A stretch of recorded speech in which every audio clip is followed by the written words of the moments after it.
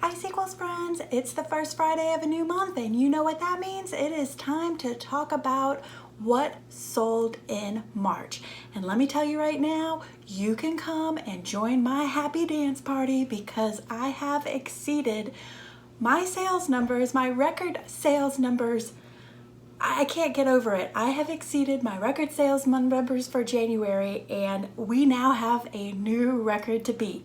So if you want to learn all about the best-selling items for me for the month of March, deep dive into gross as well as net totals, ROI, what's sold by platform, what's sold by category, and all of that nitty-gritty, then you will definitely want to keep on watching.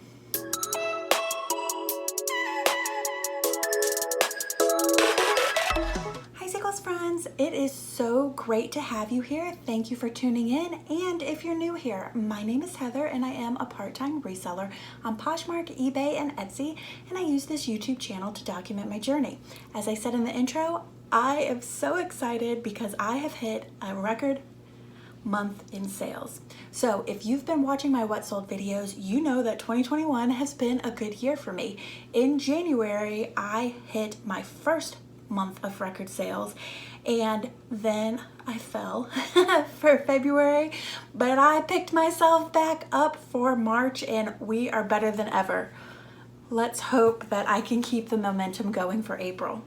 So let's get right into the numbers. I'm going to start with the gross numbers and then we're going to move into net. And as usual, I keep looking down because I have my computer here to help me out with all of the details. Okay, so first up, gross sales for a part-time reseller for the month of March were $2,290.02. I know, I'm a little overwhelmed because as I'm celebrating, all I keep thinking is, can I keep this going? Now, I did have net sales of $1,444.48. So that was a 64% increase to the $883 that I made in February. Loving that. January was before my best ever month, and during that month I netted $1,234.79. So as I said, for March I've netted $1,444, which means I've had a 17% increase to my best-selling month ever. Yeah. So for March I sold a record 105 units, which is the most units that I've ever sold ever. And compared to the month before of March of just 60 units, that was a 75% increase. Needless to say, I've been shipping like crazy over here. So that's the good. Now with the good always comes the bad. There's a yin to every yang, my friends. And the bad is my ROI has dropped. My ROI came in at 63%. So that is the return on my investment. That is what my net came in at after cost of goods, after fees, after all that stuff, what money I ended up putting in my pocket. That decreased to 63%. For the month of February, it was at 72, and that is a 13% decrease. So I made more money, but I ended up putting less percentage of that money into my pocket. And of course, whenever your ROI drops, your average sale price drops. Average sale price is an ongoing struggle for me. I make money, but I have to put in so much work to do it because my average sale price for March came in at just $13.76 versus the $14.74 that I climbed my way tooth and nail up to get to, which was an almost dollar decrease. Not happy about that at all, but I do have some strategies going forward for that, and I'm starting to deep dive into that a lot more to get a better idea of what's going on, because the strategies that I've been proposing thus far clearly aren't working. So I'll get to that a little bit later in this video. Here's the best of the best information. 24 of the 105 items netted me more than 20 bucks. If you've watched for any sort of time, you know my goal is to always net more than 20 bucks. I feel like if I'm netting that price, I'll be bringing in not only the sales that I would like to see, but also doing a little bit less work to get to them. Now, so let's get into a little bit more of those 25 items that sold for over 20 bucks, or that netted us over 20 bucks, because that's what we want to focus on going forward. So 10 of those 24 items were vintage items, and that means 42% of the items that netted me over 20 bucks were vintage. I reiterate that because I would like to remind everybody that vintage sells, and it sells for decent money. Don't be shy about marking up some of that vintage. You can always lower the price. I don't like to raise a price, but you can always lower a price. You might be surprised what some of these items sell for. Also, sometimes you have to pick your sale price because comps aren't very easy, so always pick on the high. 13 of those 24 items sold on Poshmark, so the majority of the items sold on Poshmark. 7 of them sold on eBay, and 3 of those items sold on Etsy. Yes, I had a whopping 6 sales on Etsy for the month of March, which is awesome, and 3 of the 6 sales ended up netting me more than $20. So again, as I've said before, you can get some more money on Etsy, but you do have to build your business, you do have to build your SEO, and that could take a little bit of time. Now, talking about all 105 items that sold in general, 19 of those were vintage items, which means about 18% of my total sales right now are vintage. So again, the vintage market is strong right now. If you don't know a lot about vintage, it might behoove you to learn some. If you'd like to learn what to look for, how to identify vintage, and more stuff like that, let me know in the comment section below. That would be a great How-To Tuesday video to share with you guys. Vintage stuff is easy to find at thrift, easy to find in the bins if you are a Goodwill outlet shopper, and also it is usually not that high priced. So you can find some really good stuff at a low price, which means you have a low buy-in, which means you're likely to make more money. Only this month, only 9% of the items that I sold were actually clearance items. And for this month, I do want to declare that I sold 7 bundles, which may not seem like a lot to most people, but given that I used to never sell bundles, it's pretty impressive to me. And I do believe all of those bundles were on Poshmark. So I made a few strategy changes in March versus what I had been doing in January or February. And if you've watched any of my What Sold videos, I figured it was a good time to update you on what the new strategies are, as you may want to try to implement some yourself. So in January and February, specifically for Poshmark, as Poshmark is bringing in the bulk of my sales, I had been creating a bundle for every liker. Now this is something that I've seen other resellers do. I have to say that that seemed to be working, as my sales for January were the highest sales ever. Now for the month of March, I stopped that strategy. As my virtual assistant is already sharing my closet, I figured that rather than creating individual bundles for every single liker, that instead I would just send an offer to likers. Just a good old-fashioned, here's 10% off, and the 5 whatever discounted, the lowest of the 3 discounting shipping option. And I have to say, given where my March sales came in, that strategy seems to be working. And again, if you watch any other reseller, it just depends. I've seen people who just send out offers to likers and that works for them. I've seen people create bundles and that works for them. I think you should just experiment with it, each one for a few months, and see which works out best for you. For the month of March, I ended up listing 138 new items, which is a good thing considering I sold 100 unexpectedly, which was about at least double what I had been selling. That means it averaged out to about 4 a day. Now, in addition to listing goals, I have relisting goals because everybody knows, and if you don't, it is well worth it for you to know that relisting helps sales just as much as listing does. I have seen many an item not perform, not sell for 2, 3, 6 months, relist it, and it sells within 2 days. I have an item that I've had for over a year that's been on clearance, and it did not sell until I relisted it and it sold the next day. Relisting really makes a big difference. I am so totally excited to tell you that I have hit a total right now, my inventory in my eBay store, which does have more items in it than Poshmark, because if my items are on clearance, they don't go to Poshmark. And I also sell some electronics and stuff that I don't list on Poshmark. But my total number of units that I'm at right now in my store is 493. I am shocked that I have gotten this close to my goal for 2021, which is to keep a minimum of 500 units in my store. I actually have a stretch goal to reach up to 750 by holiday, which I did not think was possible at all. That is why it is a stretch goal. And now I'm thinking it may actually be possible to hit that. Although if I keep selling 100 items a month, my feelings about that may change.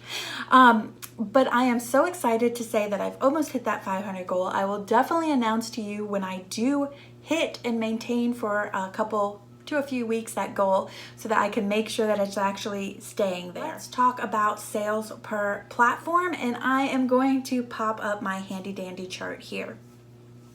So in eBay, I had 35% of my sales came from eBay. That is a decrease from March, in which 43% of my sales came from eBay. Again, my sales were higher than from February. That is a decrease from February, when they were 43% of my inventory. But like I said, my sales dollar amount came in higher. So I am having an increase in sales. It's just not an increase in the percent to my total. eBay, Poshmark came in at 58% versus February's 52%.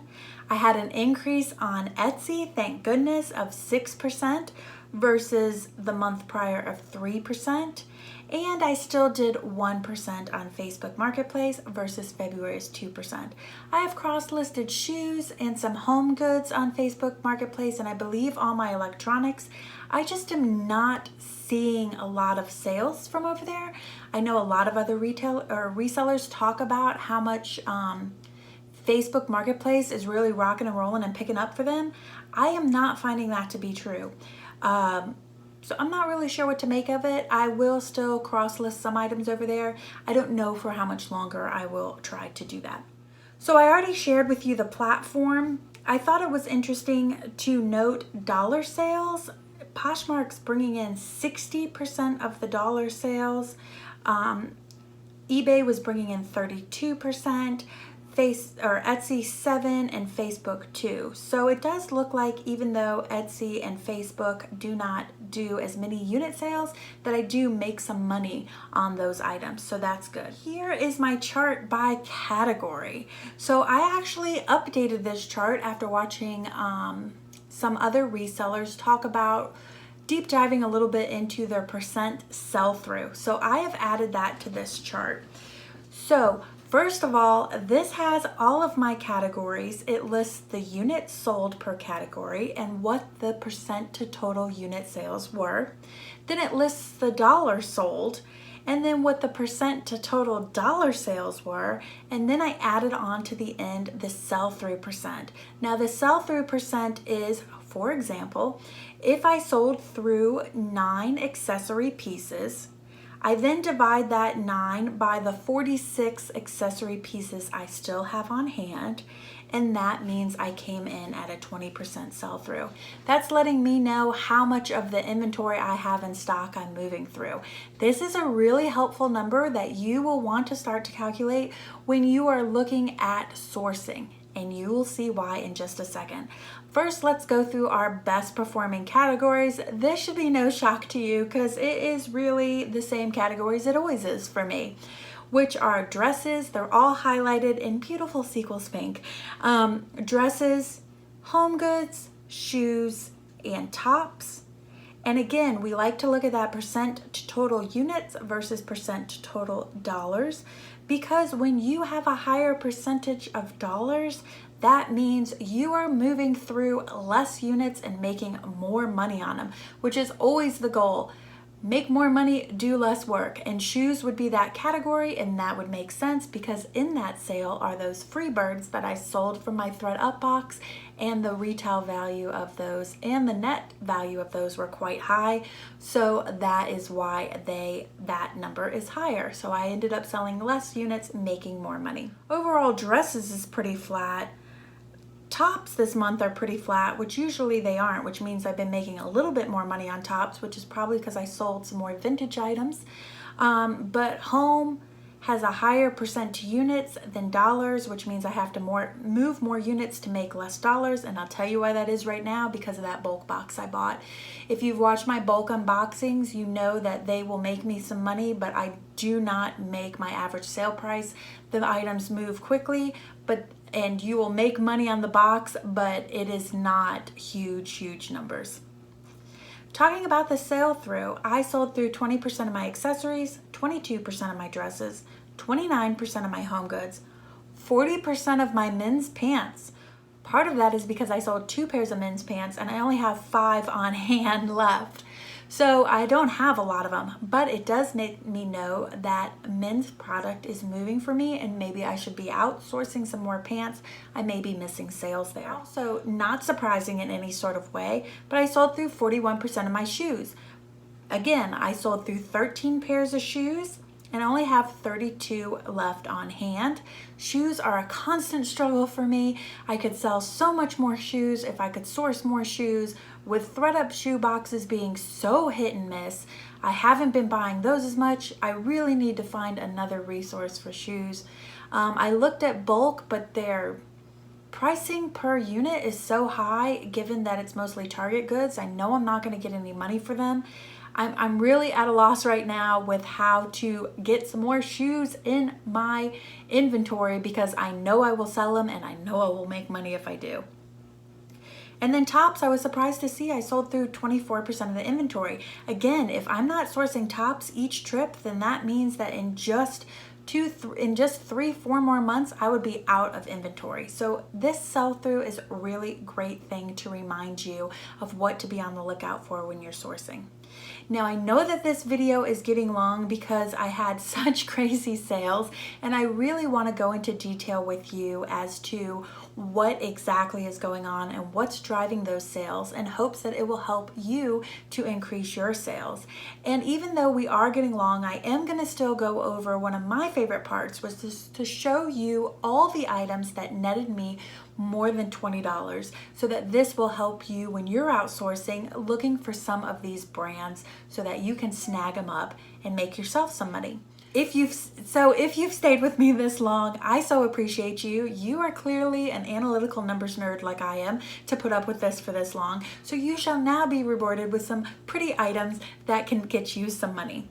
Now, if you just got here because you use my time stamps below, I still appreciate you. There's no hate. Come on over and see exactly what's sold, and don't worry about the nitty gritty. I personally don't get it, but I get that there are people like that out there. So you do you, I'll do me, and let's talk about these best-selling items.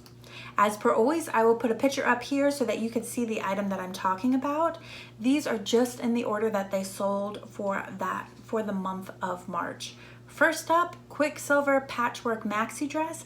Nabbed this in the bins on that day where they had 2 bins of just full of dresses. Lots of them brand new, lots of them vintage, so many good things. It cost me about $1.18. This is a lightweight dress. If you're a bin shopper, you're like, why'd she spend $1.18? I don't calculate my prices based on weight. I take the number of units that I buy in the bins and I cost average across the board. So that's why this is $1.18. Sold it for $27.47 on eBay. After fees, shipping, and the like, I netted $20.31. This vintage 90s NYC Skyline tea. Even with the staining, it was a big size. I can't remember, but I think it was like 3X. I don't have it on my spreadsheet. This came in my Goodwill Y2K box, which I was not super stoked about when I got it, but it has ended up making me some money, so much so that I think I'm gonna pick up another one soon and share it with you. This ended up selling on Etsy, sold for $34. I do offer free shipping on Etsy, so after fees, shipping, it ended up making, and cost of goods, it ended up making $21.27. This Elena silk top, beautiful made in Italy silk top. This is an Anthropology brand, I believe. A friend gifted this to me for my reselling business. It sold for $34, and after fees and shipping, I ended up making $27.20. Hudson Beth Baby Boot jeans. I believe this came in a thread-up box. I've had them since July. I haven't really seen any movement on them. They ended up selling after relisting and lowering the price for $32.72, and I made $22.96 after fees and the like. These you all know, you all saw, and you know they came in my thread-up shoe box. It was like one of the only good things that were in the box. They sold same day. I think the price might have been low. Some people said that they're made to be distressed, and I've looked at pictures of other ones and they are made to be distressed, but mine were still extra worn compared to that. But I think I could have gotten some more money for them since they sold within hours of listing for $89, and I ended up making $64 on them after everything. Still super excited with that, even with that $7.50 cost of goods. This is another vintage item. It is a Miss Elaine lace robe. Intimates do really well, and they can make you some money, and I'm surprised to say the intimate pricing at Goodwill is very low. It's usually like $1.99 where I'm at, and people don't seem to be picking up vintage. It seems to be in the mix a lot, so I've been experimenting with getting more vintage intimates. There's definitely a market for it. This one sold on Etsy for $31.03, and I ended up netting $23.53. This is the only thing that's going to sell from my bulk box at a price of over $20, most likely. They are 2 panels of pillow fort curtains. They were actually a matching set, and I told you if you get matching sets, or if you decide to buy 2 boxes that have similar items, you will make more money by bundling matching sets together. This sold for, I lost my place. This sold for $48, but after fees, shipping, and the cost of goods, which was a decent price, I ended up making $27.61. Love this dress. I've had it in a thread up box that I got in August. Oh, this is, if I was a size 12, I would have kept this dress even though I have nowhere to wear it. I just love it. It's beautiful. This is a Yoani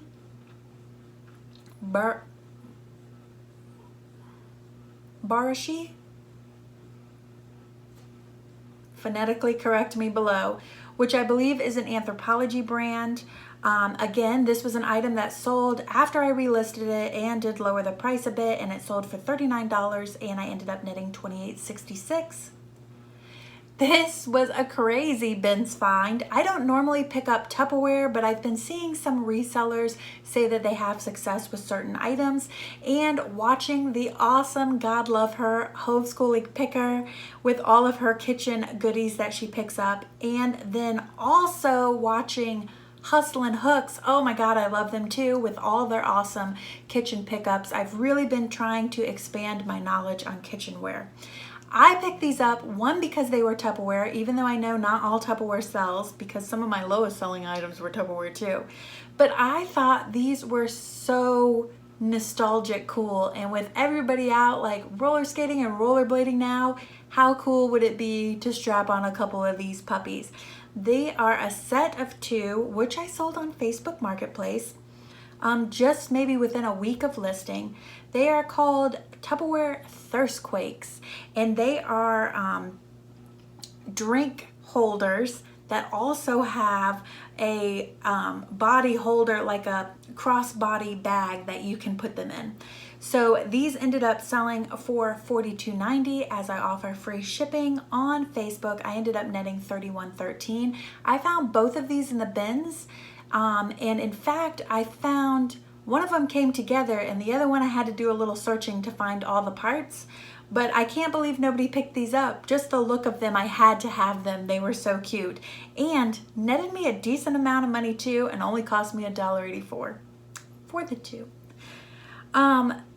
Love this. Picked this up, I believe, at the Salvation Army, which if you watch me, you know I love me some Salvation Army.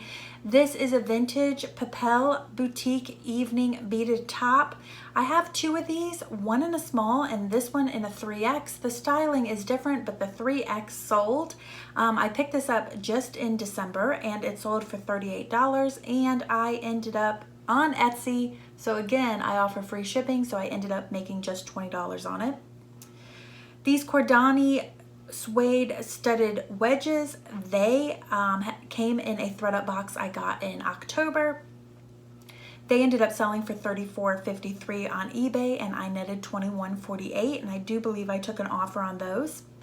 This lovely amber smoky lucite bracelet came in one of my Goodwill jewelry boxes. So the cost of goods was just 80 cents. I sold this beauty for $37.91 and netted $33.26. I'm telling you, you get some weird shit in those jewelry boxes, but you get some winners. It is definitely worth the investment. I do believe this is jewelry box number 2, it says. So I do believe this was a DIY box and not a Shop Goodwill auction box. This is a crazy dress. Oh my gosh, I remember wearing something like this when I was in middle school, high school. It is an oversized collar. If you follow any of the thrifty girls on YouTube, you will see a lot of oversized collar play, and that is what made me pick up this dress. It is a vintage Leslie Faye, and it cost me $118 because it was in the bins on that awesome bins find day, and I ended up making $22.82. These Ralph Lauren black pumps, I purchased these at Goodwill. Regular price, they ended up selling for my full asking price on Poshmark of $39 and netted me $26.51. Speaking of Ralph Lauren, this is a Ralph Lauren gown. I'm telling you guys right now, if you think that business apparel or gowns, anything that you think is not going to sell because everywhere you keep hearing about how loungewear is moving during the pandemic, it is not entirely true. People are buying what they want to buy.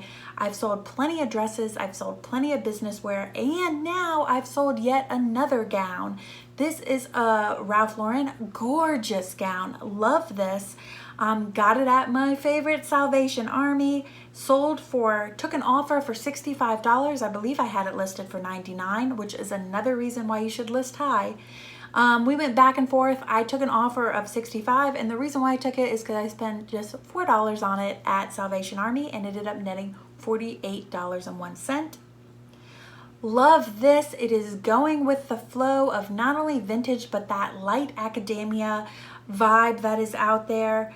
I was hoping this would fit me, but it's vintage plus, so it was a little bit smaller for me, so I did part with it. It is this lovely LL Bean mauve pleated skirt with pockets. It sold for my full asking price of $39, and I ended up netting $27.01. That sold in just a week or two. Pretty damn good. Another pair of shoes that I found at Goodwill, just some Keds, but Keds that did bring in money, which I'm surprised by. I wasn't really sure if these would net me any money, but they were in the box still. They weren't new, but they looked really good, so I figured I'd give them a try.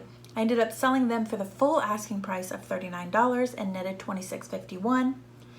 Another jewelry piece, and I do believe that this one came in my jewelry auction box, and this is a tribal, it's somewhat Coochie looking gold metal choker that is just gorgeous. I ended up taking an offer of $30 on it. The piece cost me 64 cents in that box, so I ended up netting $23.36. Men's Carhartt jacket or women's Carhartt jacket, as some of you guys informed me in the comment section of my men's thredUP box. This was the first item of that box to go. It sold within days of listing. I took an offer of $85.36. That is with the shipping included, and I ended up netting $72.82. I might have been able to make a little bit more money on this box. We went back and forth with pricing. I think, because that 85 is after the eBay fees and everything. I think I took an offer for 90, even though it's at 124. Still very happy with that, but just so you know, if you want to sit on your goods a little longer, you probably could have gotten some more for that. This is an awesome find. If you watched my Ship With Me video from this week, I mentioned this. This is just one of those things that you don't know anything about it and you see it and you're like, I have to try it. I have to try it. I found this in the bin, so it cost me $1.83. It is a vintage sweater. I could tell by the label it's vintage, and it is a crazy sweater, which definitely are moving for me. And it is golf, which has its own unique customer niche base. When I got home and did some research, I figured out that this brand is made in Peru and has a very nice resale value. The comps were a little bit wide, so of course I started out at the high. I listed it for $59. It sold within a week or two of listing for full asking price, and I made $47.37. I'm telling you, if you see kitschy, niche sweaters, especially if that label looks vintage, pick it up. I thought this would be a long tail item and would sit for a while, but no, it moved pretty quickly. I was impressed. This Sundance sheer lace top is another Goodwill full price pickup. I paid $4.19 for it. I just loved the look of the piece, and with springtime coming up, I figured it would move. I actually purchased this back in December. It sold on eBay, so after fees, for $38.74, and I ended up netting $31.06. I don't know how people that actually sell units do these videos. No wonder they take so damn long. This is a J. Jill sweater. I do fairly well with J. Jill items. I find that the sweaters, the knits move for me the best. I've sold a couple of shoes and a couple of tops, but the knits seem to garnish the most money. I bought this at Goodwill for regular price, $4.19, sold it for $35 and netted $22.31. Salvation Army again. How many of these items on this list are from Salvation Army? I mean, I love Salvation Army. It's partly because their price is right and partly because they are a great vintage pickup. This is a 70s Anye navy shoulder bag. Anye moves for me very well in bags specifically, in jewelry, and in vintage. I have a pair of shoes I just let go for $3. They were not vintage, and I've had them for over a year. But the bags, specifically leather bags as well as jewelry, have all moved for me, moved fairly quickly, and netted me over 20 bucks. This one ended up selling for $35 and netted me $22.51. And then last up is another vintage bag and another Salvation Army find. It is a SAS, S-A-S. I remember this being a very popular bag style and bag brand from the 80s. Another navy purse. I love to pick up navy leather bags. There is certainly a market for them, and they're not always easy to find. And this one ended up selling for full asking price of $39 and netted me $26.21. So that is all of the what sold items that netted me over $20. So I do know that this video is super long, but I did want to go ahead and get those in for you so that you can be on the lookout for those items. And if I keep selling like this, I may end up doing a couple of what sold videos for you and breaking out vintage versus regular to kind of break it up a little bit. But this is all clearly new to me, so here we are. And if you've stayed with me this whole time. You are freaking amazing. Thank you so much. Thank you so much for watching. Thank you so much for tuning in. Thank you all so much for your support, because it really does help me. It really does motivate me. And I appreciate each and every one of you. If you found any of this video useful, please do give me a thumbs up. If you'd like to see it broken down in a different way, as always, leave your comments below. I love to tailor the content into a way that you enjoy it. So please let me know, and I'm happy to oblige. And if you haven't done so already, then you have to go ahead and hit that subscribe button. What are you waiting for? It costs you nothing, and it helps me out tremendously in my YouTube reselling journey. For now, you guys have a fantabulous weekend, and I'll see you on Tuesday. Bye-bye.